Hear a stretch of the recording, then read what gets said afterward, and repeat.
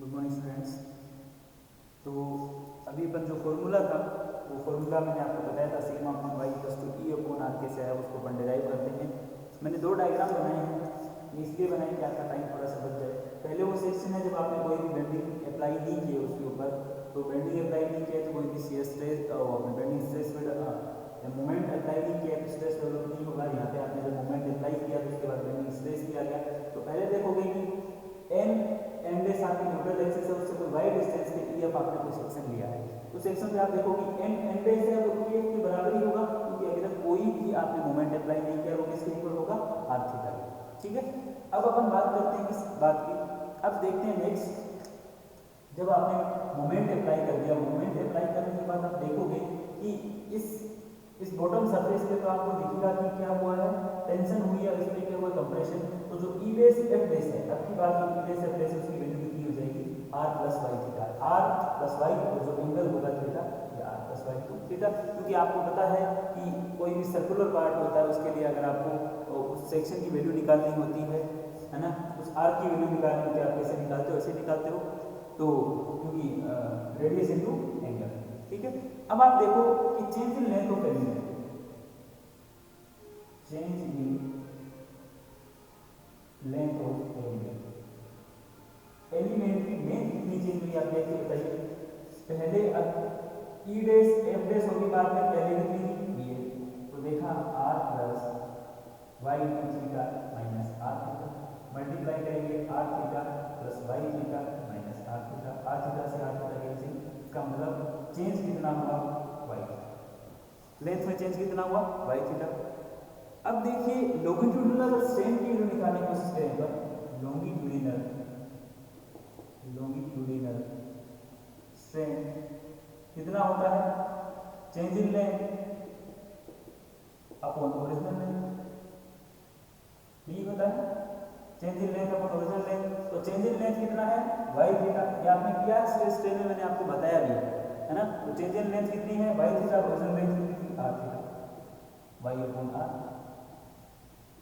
ठीक है, ये क्या था, ये लॉन्गिट्यूडिनल स्ट्रेन था। तो आपने पहले ही एक स्ट्रेन पढ़ रखा है, अगर आपने स्ट्रेन पढ़ा होगा, क्योंकि sigma is directly proportional to stress, directly proportional to क्या होता था, स्ट्रेन होता था। और जैसे ही sigma equals to E into strain, और स्ट्रेन की वैल्यू कितनी आती थी, सिग्मा बाई ई। तो ये सिग्मा बाई, ये भी तो स्ट्रेन है, ये भी स्ट्रेन है, इसको मैं किसके इक्वल कर सकता हूँ, सिग्मा बाई ई। तो आपके पास आ गया sigma by E equals to Y upon R, अगर इसको ऐसे लिखो sigma upon Y equals to E upon R. तो आपको पता चला ये sigma upon Y equals to E upon R कैसे आया बच्चों, है ना। ये किस केस में है, ये किस केस में आपको पता होना चाहिए, bending strain will be linear along the depth of beam irrespective of the material is following Hooke's law और नो। मतलब जो आपके पास ये बेंडिंग स्ट्रेन की वैल्यू है वो हमेशा लीनियर रहती है ना, चाहे आपका मटेरियल हुक्स लॉ को फॉलो करता है कि नहीं करता, ये हमेशा बेंडिंग स्ट्रेन की वैल्यू कैसी रहती है, लीनियर रहती है। लेकिन अगर बेंडिंग स्ट्रेस की बात की जाए, ये बेंडिंग स्ट्रेन है बच्चों, ये क्या है, बेंडिंग स्ट्रेन है। लेकिन अगर बेंडिंग स्ट्रेस की बात की जाए तो बेंडिंग स्ट्रेस है वो लीनियर कब रहेगा, जब मटेरियल आपका हुक्स लॉ को फॉलो करे, है ना। क्योंकि स्ट्रेन आपका क्या था, स्ट्रेन के केस में आपका हमेशा कैसा रहेगा, लीनियर, चाहे मटेरियल आपका हुक्स लॉ को फॉलो करता है नहीं करता है, कैसा भी मटेरियल है, तो ये आपको पता होना चाहिए। ठीक है, तो ऐसे आपको sigma upon Y equals to E upon R आ गया।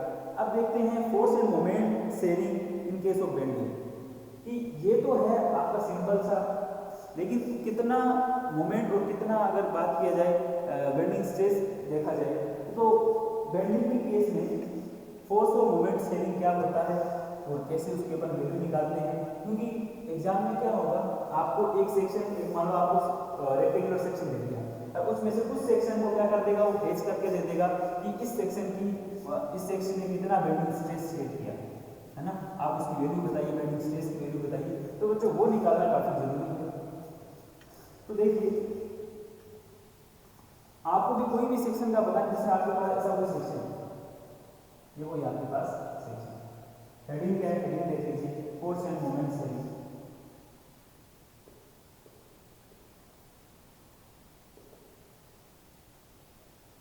Force and moment sharing in case of bending, force and moment sharing in case of bending.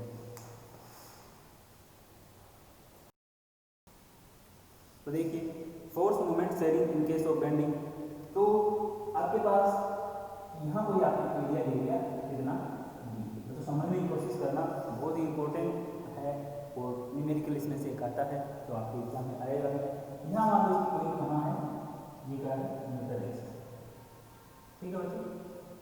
अब बार बार बताने की जरूरत नहीं कि न्यूट्रल एक्सिस क्या होता है, कहाँ होता है, ये कुछ बताने की जरूरत नहीं है। तो अब यहाँ पे आपने कोई एलिमेंट जिसका एरिया कितना है डी, इस पूरे का एरिया लेते हैं है ना, और इस एलिमेंट का एरिया कितना है डी, ठीक है बच्चों। अब आपको पता है कि जहाँ पे न्यूट्रल एक्सिस, अगर इसका मैं सिंपल बेंडिंग स्ट्रेस की बात करूँ, कोई भी स्ट्रेस की बात करता हूँ, अगर डायग्राम कैसा डायग्राम बनेगा आपको पता होगा कि यहाँ पे मैक्सिमम होगा, ठीक है, और यहाँ कहीं जीरो होगा न्यूट्रल एक्सिस पे, यहाँ क्या होगा मिनिमम, ठीक है। ऐसे क्या होगा आपका ये, ठीक है, ये बेंडिंग स्ट्रेस बना सकते हैं। लेकिन मैं फाइंड आउट करना चाहता हूँ मोमेंट कितना सेव किया गया और फोर्स कितना सेव किया गया है ना, वो उसकी मैं वैल्यू निकालना चाहता हूँ। तो आपने पढ़ा है F upon Y equals to F max upon Y, पढ़ा है आपने, ठीक है। तो देखते हैं अपन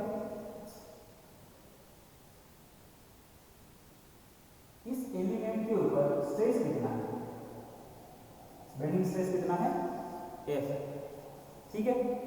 अब देखो अगर स्ट्रेस होगा तो कोई ना कोई फोर्स को तो रेजिस्टेट करेगा ना, है ना, तो फोर्स रेजिस्टेड बाय एलिमेंट,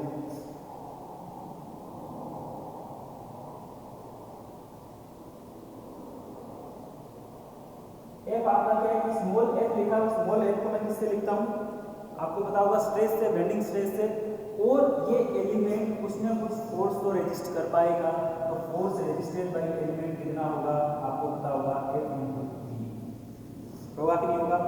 अब force resisted by area,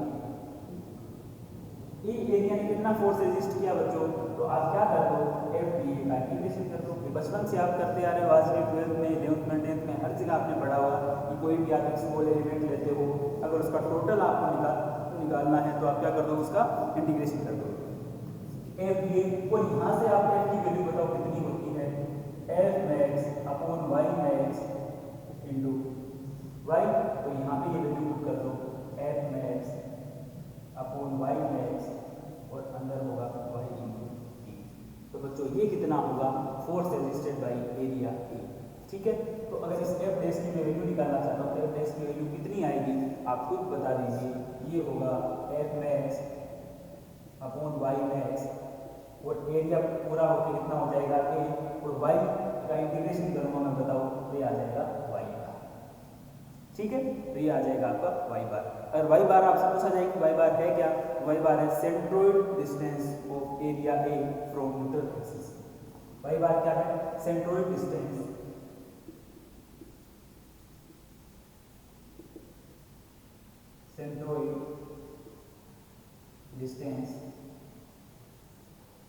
centroid distance of area A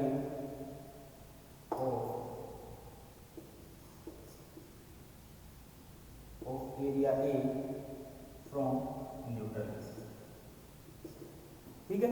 तो ये आपका क्या है वाई बार। तो आपको पता चला कि फोर्स कितना सेट किया गया है ना, इस सेक्शन के इस इतने ने कितना फोर्स, ये जो इतना एरिया था इस एरिया ने इतना फोर्स एक्सपीरियंस किया। अगर मैं बात करूं मोमेंट है ना, अब इस एलिमेंट के द्वारा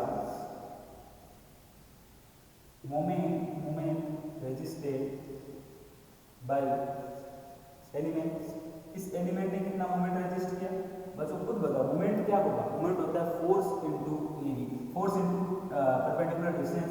तो फोर्स था आपका एफ डी ए, उसको वाई से अगर मल्टीप्लाई कर दूं इतना मोमेंट रेजिस्ट करेगा, ठीक है। और अगर आपसे बोला जाए कि moment resisted by area A, area A ने कितना मोमेंट रेजिस्ट किया, तो आप क्या करोगे, आप इस एफ की जगह वैल्यू पुट कर दो, ठीक है, इनटू ये कुल मिला के वाई स्क्वायर हो जाएगा, क्योंकि एक वाई यहाँ एफ में एक्स वाई में एक्स इंटू वाई आएगा इस एफ की जगह, क्योंकि यहाँ से देख लो है ना, और वाई एक वाई पहले से था वाई स्क्वायर इंटू डी है, जब इसको सोल्व करोगे तो आपके पास आ जाएगा ये एज इट इज, ये हो जाएगा। अब वाई स्क्वायर डी क्या होता है आप खुद बताइए, वाई स्क्वायर डी को अपन क्या लिखते हैं बच्चों, इस वाई स्क्वायर डी को भी अपन लिखते हैं आई के सेकंड मोमेंट ऑफ इनर्शिया, तो वाई स्क्वायर डी को अपन क्या लिखते हैं, इस वाई स्क्वायर डी को लिखते हैं अपन आई ए, ठीक है, ये क्या होता है second moment of inertia, second moment of area बोल सकते हो, और मोमेंट ऑफ एरिया है ना, so second moment of area, तो ये मोमेंट ऑफ इनर्शिया नहीं होता, ये क्या होता है मोमेंट ऑफ इनर्शिया, तो सीधा वाई से मल्टीप्लाई करके जब आता है मोमेंट ऑफ एरिया होता है, ठीक है। तो यहाँ से आप देख सकते हो ये क्या था, ये क्या निकाल देते हैं अपन मोमेंट, तो moment equals to F max upon Y max into I, तो यहाँ से m अपॉन आई कितना आएगा f upon Y, F max upon Y max, ये f अपॉन वाई के इक्वल होता है और ये किसके इक्वल होता है e अपॉन आर। तो आपने तीनों फॉर्मूले, दोनों फॉर्मूले जो थे वो दोनों आपने प्रूव करके बता दिए, ये फॉर्मूला कैसा कैसे आया है ना, तो ऐसे आपको मोमेंट इसके बेंडिंग स्ट्रेस के ऐसे आपके एप्लीकेशन है सारी। अब एक न्यूमेरिकल करके देखें अपन, है ना, एक न्यूमेरिकल करके देखते हैं, इस न्यूमेरिकल से आपको समझ में आ जाएगा कि इसके न्यूमेरिकल कैसे करते हैं। ये थ्योरेटिकल पार्ट अगर देखा जाए तो बेंडिंग स्ट्रेस का कंप्लीट, उसके बाद अपन शियर स्ट्रेस डिस्ट्रीब्यूशन देखेंगे, है ना, तो एक न्यूमेरिकल कर लेते हैं अपन,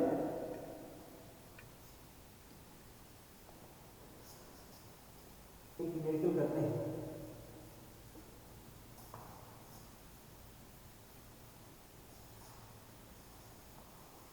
तो काफ़ी लंबा थोड़ा सब्जेक्ट है स्ट्रेंथ मटेरियल का, तो ऐसा नहीं है कि हम बहुत सारी चीज़ें क्लास में कर पाएँ, तो आपसे ये है कि आप जितना पढ़ाया जाए आप करो, उसके न्यूमेरिकल आप सोल्व किया करो खुद, है ना। मैं बेसिक एक दो न्यूमेरिकल आपको करवा दूंगा, उसके बाद आपको खुद करने ट्राई करने, जैसे इक्वेशन दिया हुआ है in figure shown below rectangular section 200 into 300 mm subjected to sagging bending moment of moment दिया हुआ है, सेविंग मोमेंट है 150 किलोन्यूटन मीटर, ठीक है। Acting on the compressive force and moment set by shaded area, आपको डायग्राम दिया हुआ है, ये डायग्राम है, ठीक है। तो ये 200 है और ये है 300, तो आपको पता होगा न्यूट्रल एक्सिस कहाँ है, 150 के आसपास न्यूट्रल एक्सिस होगी इसकी, और ऐसे आपको एक एरिया दे दिया, ये सेट एरिया, और ये यहाँ से कितना है 100, ठीक है। तो आपसे पूछा जा रहा है ये सारी mm में है, ठीक है, इस शेडेड एरिया से कितना फोर्स और मोमेंट शेयर हुआ। तो बच्चों सिंपल सा फंडा मैंने अभी फोर्स शेयरिंग का बताया था कि फोर्स कितना शेयर करेगा। देखो अगर आपको एफ डैश की वैल्यू निकालनी है तो क्या होगा, F max upon Y max upon into क्या आया था ए इंटू वाई, ठीक है। अब F max upon Y max के लिए अपन क्या कर सकते हैं, M upon I into A Y. Moment आपको क्वेश्चन में गिवन है 150, है ना, 150 क्या है किलो न्यूटन है, किलो न्यूटन में पढ़ाया जाता है मीटर में।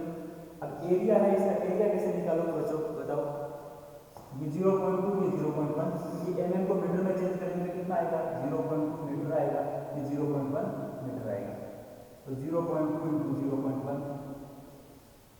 अगर आपसे वाई डैश पूछे तो वाई डैश बताओ कितनी होगी, वाई बार कितनी होगी, तो न्यूट्रल एक्सिस से इसका सेंट्रोइड डिस्टेंस देखा जाए ये कितना है, इसका सेंट्रोइड कहीं यहाँ होगा, तो ये तो कितना होगा 50, तो ये कितना होगा 50, क्योंकि ये टोटल 300 में से कितना होगा 150 होगा ये टोटल, ठीक है। तो कितना होगा 100, तो यहाँ से हो जाएगा 0.1। आई की वैल्यू कितनी होती है आपको पता है, बी डी क्यूब अपॉन 12, तो पूरे का आई कितना होगा, बी है 0.2, डी है अपॉन 12। इसको सोल्व करोगे तो आपके पास किसकी वैल्यू आ जाएगी, एफ डैश की वैल्यू आ जाएगी। ऐसे ही आपको अगर मोमेंट निकालना है तो मोमेंट भी कैसे निकालोगे, M dash m upon I into क्या था, आई था, ठीक है, आई ए था। m की वैल्यू आपको क्वेश्चन में गिवन है, आई आप निकाल सकते हो आराम से, और आई ए क्या होता है ना, आई ए क्या होता है, आई जी प्लस ए वाई स्क्वायर, ठीक है, या ए आर। तो इस आई जी की value B D Q upon 12, पूरा सॉल्व नहीं कराऊंगा, बी डी क्यू अपॉन 12, और ए आर स्क्वायर, ए भी आपको पता है,